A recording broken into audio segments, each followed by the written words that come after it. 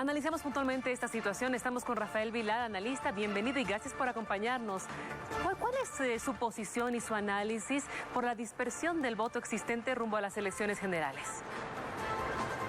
Muy buenas, muy buen día a ustedes y a toda su audiencia. Estamos en un momento muy particular. En realidad, desde el enero, como la grabación que usted pasó ya decía, desde enero se ha intentado lograr una unidad, lamentablemente, del voto democrático, es decir, del voto no más. Pero no se logró por muchos factores. En este momento hubo la renuncia a la candidatura de Juntos, a la candidatura presidencial de la actual presidenta, la señora Yanine Áñez, y eso va a permitir un reacomodo muy importante dentro del espacio electoral, porque va a reforzar el voto a favor de que se mantenga una vigencia democrática. Pero ese voto en este momento todavía los porcentajes están dudosos. Según el sistema electoral que se utiliza en Bolivia de distribución de votos, que es el sistema de DEONT, le favorece la dispersión de candidaturas, favorece a las candidaturas más grandes. Eso pasó en el año 2014, hay un análisis muy interesante de Raúl Peñaranda en ese momento, que ahora lo ha recordado en una columna la investigadora Jimena Costa, en la cual, si no hubiera entrado Jorge Quiroga en ese momento con el Partido Demócrata Cristiano, a última hora entró en las elecciones, Unidad Democrática hubiera tenido 3 o 4 diputados más. Numéricamente lo demostró. Estamos en una situación parecida. El MAS está en el borde, en el caso de Tu Voto Cuenta, le da un poco más del borde, más allá, de lograr el 40%, con una diferencia en este momento de la encuesta, según los datos válidos de ellos, de intenciones de votos, le da con una diferencia de más de 14%, es decir, el MAS ganaría en primera vuelta. La salida de Juntos con el pedido de votar a favor del candidato democrático mejor situado podría favorecer a la candidatura de Comunidad Ciudadana, que es el mejor situado en este momento del bloque democrático, a subir y reducir la distancia entre ellos, entre Comunidad Ciudadana y el MAS, por lo tanto menos del 10%. Señor Rafael Vilar, muy buenos días. Lo saluda Gabriel Oviedo. También tengo algunas preguntas para profundizar precisamente lo que está diciendo y entender un poco mejor la situación de los candidatos rumbo al 18 de octubre. ¿Qué papel considera usted que juegan en estas elecciones Mesa, Camacho, Tuto y Chi, por favor? Tuto y Chi, por favor. Bien, Mesa en este momento es el candidato mejor situado.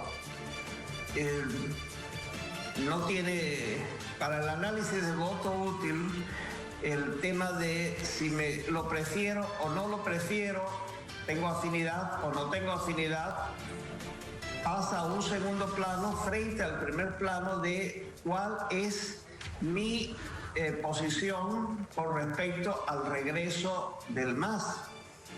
Entonces, por lo tanto, estamos frente a un candidato que tiene posibilidades de forzar una segunda vuelta.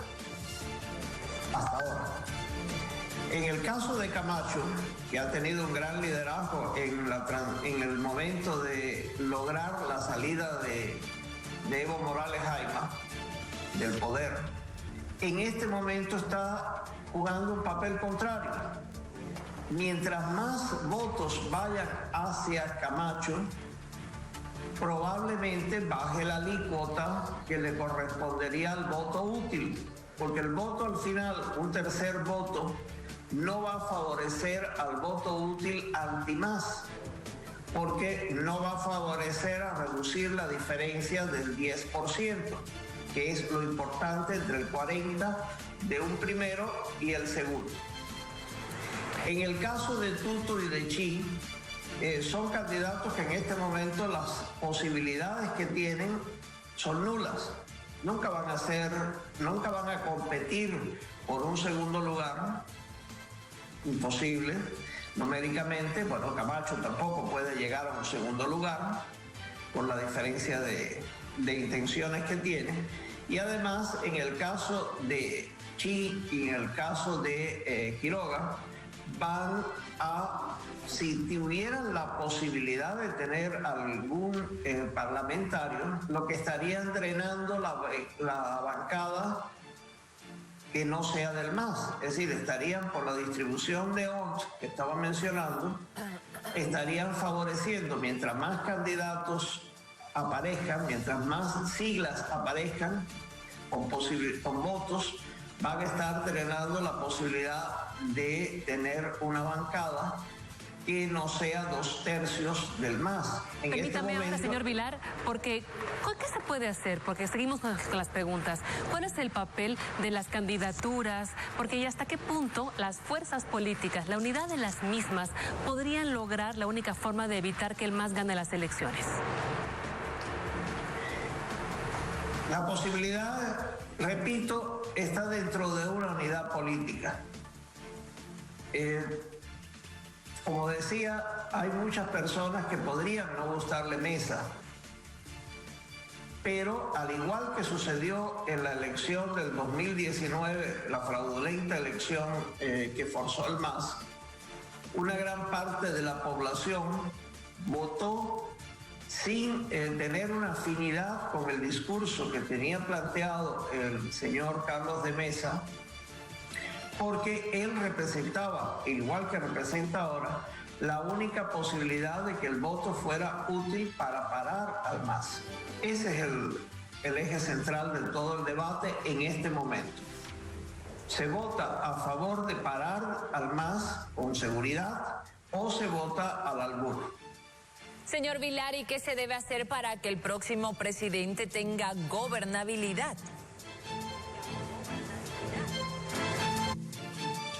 Bueno, precisamente la respuesta va de nuevo por unidad.